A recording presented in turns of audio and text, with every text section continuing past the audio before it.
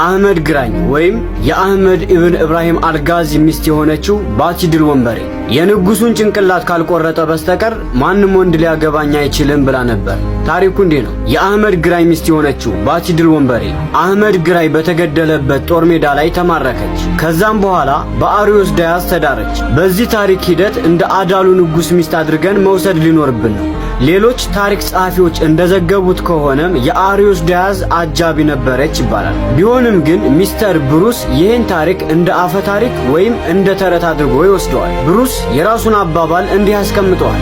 የነጋሲ ዘሮችን በመግደል የሚታወቀው በሙግዲድ ልጅ በኑር አማካኝነት የግራኝ ሚስት ወደ አትባራ አመለጠች ይላል። ኑርም በግራኝ ሚስት ፍቅር ተነደፈ። ሆኖም የንጉስ ገላዲዮስን ጭንቅላት ቆርጦ ካልመጣ በስተቀር ለማንም ወንድ እንደማትንበረከክ አጥብቃ ታሳውቃለች። ስለዚህ የዘይላ ገዥ የነበረው ኑር ይህን ግዳጅ ለመወጣት ቆርጦ ተነሳ።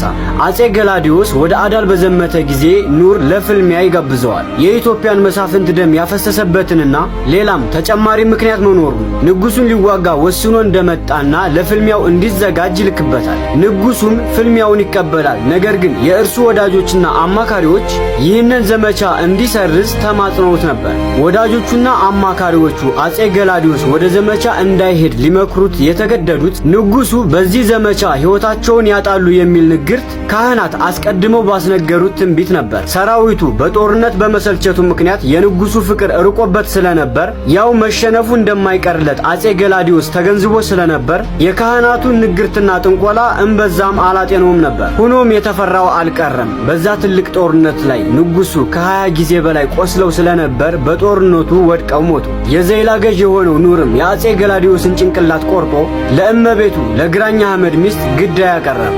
እሷም ተቀብላ በመዝጊያዋ ፊት ለፊት ካለው ዛፍ ላይ ሰቀለችው።